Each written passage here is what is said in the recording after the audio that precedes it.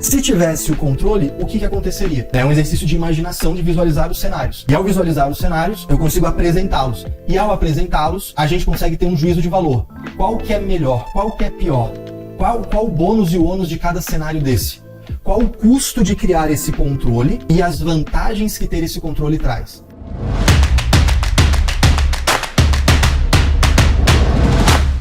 Vamos ver aqui, o Daniel mandou o seguinte. Bom dia, professor. A empresa atua no aluguel de containers e compra materiais para a montagem dos mesmos. Entendo que essa operação idealmente deveria ser contabilizada como imobilizado em construção. No entanto, devido à falta de organização adequada na empresa, pergunto, é possível contabilizar diretamente essa operação como ativo imobilizado, como containers? Daniel, é assim, não tem tu, vai tu mesmo, né? Fazer o quê? Então assim, de fato, eu compro o container bruto, aí eu adequo esse container para que ele sirva, por exemplo, como canteiro de obra, né? Como barracão em canteiro de obra. Vou falar de uma aplicação que eu conheço, por exemplo, né? Ou ainda como stand de vendas. Né?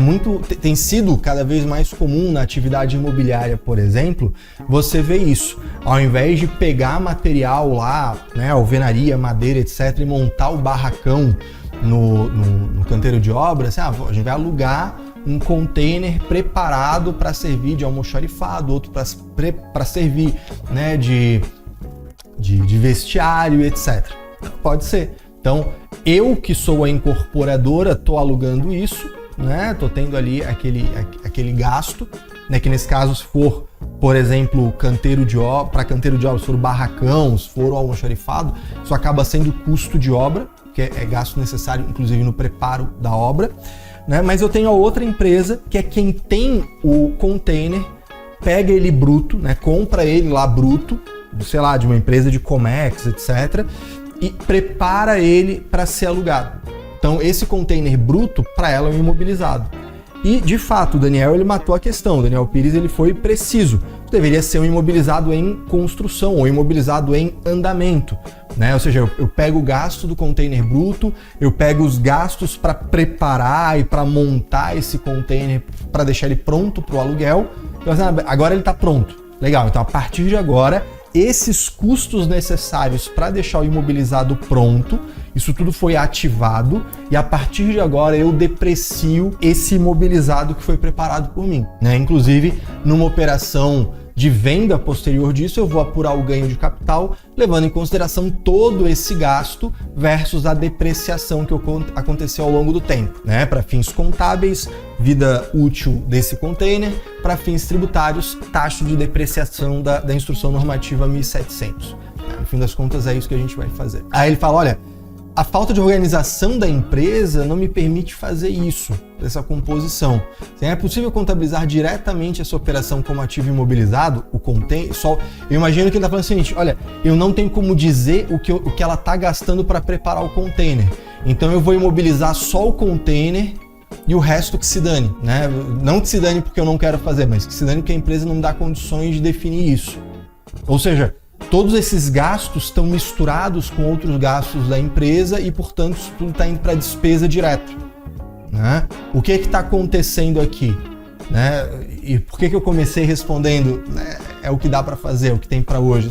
Porque é isso, né? Assim, cara, beleza, não tem muito o que fazer, tá feito, né? Então, eu consigo ativar o container, mas eu não consigo saber o que é gasto para manter a empresa, o que é gasto de manutenção de container que já está pronto e o que é gasto para preparar o container e deveria ser ativado, né? Porque eu tenho isso assim, despesas gerais da empresa, beleza, vai para despesa. Gastos para manutenção do container que já existe, vai para despesa. Gastos para montar o container e deixar ele pronto para uso, deveria ser ativado. Eu não tenho como separar isso. Então, beleza, pela falta de controle, está indo direto para despesa. Quais são os reflexos disso para a contabilidade? Assim, olha, tu tem um ativo menor do que você deveria ter, você tem uma despesa naquele momento maior do que você deveria ter, portanto, nesse primeiro momento você tem um lucro menor do que você deveria ter, né?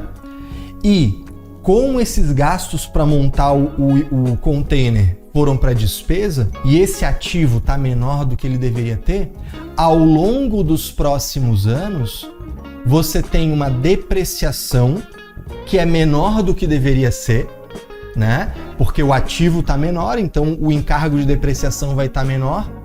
Portanto, o custo desse aluguel vai estar menor e ele vai enxergar uma margem maior ao longo do tempo. Eu tenho uma receita X e eu tenho um custo de aluguel Y. Isso vai estar distorcido, né? A minha análise de margem desse aluguel, eu gastei tanto para montar esse container e estou lucrando tanto, né? Estou faturando tanto com esse aluguel ao longo do tempo. Então, isso me dá uma margem tal. Essa margem ela está distorcida, né? Além do que, como o custo de construção, de fabricação, de produção do container está menor, quando eu vendê-lo, eu vou ter um ganho de capital maior. Né? Esses são os reflexos da operação. Tá? Então, e aqui, uma pessoa mais atenta, ela está pegando mais ou menos qual é o raciocínio de um consultor. Porque no final das contas aqui eu estou como professor, né? Eu estou como, sei lá, youtuber, como blogueiro, como professor, enfim, mas ao fim e ao cabo eu sou consultor, né? Eu sou um professor consultor. Então a minha mentalidade é de consultoria. Eu tenho um cliente que está com uma situação dessa. Eu vou analisar a situação não pela chave de pode ou não pode. Porque poder, no fim das contas, olha, é o que dá para fazer, beleza, eu vou contabilizar desse jeito.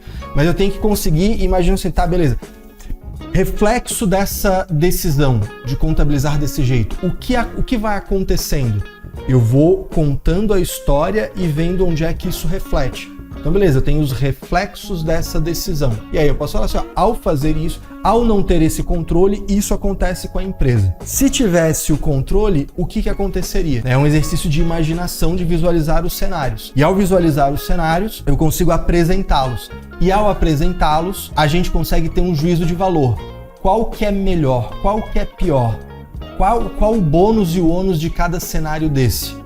Qual o custo de criar esse controle e as vantagens que ter esse controle traz? Aí a gente vai poder decidir, vamos implementar um controle mínimo do que é gasto com a produção do container, que é com a manutenção do container para ter esse bônus. Ou então não, assim, realmente é uma empresa que não usa contabilidade para nada, é uma empresa que não tá nem aí, ela, na verdade, é uma empresa vida louca que ela toca o ela não apura ganho de capital e, sei lá.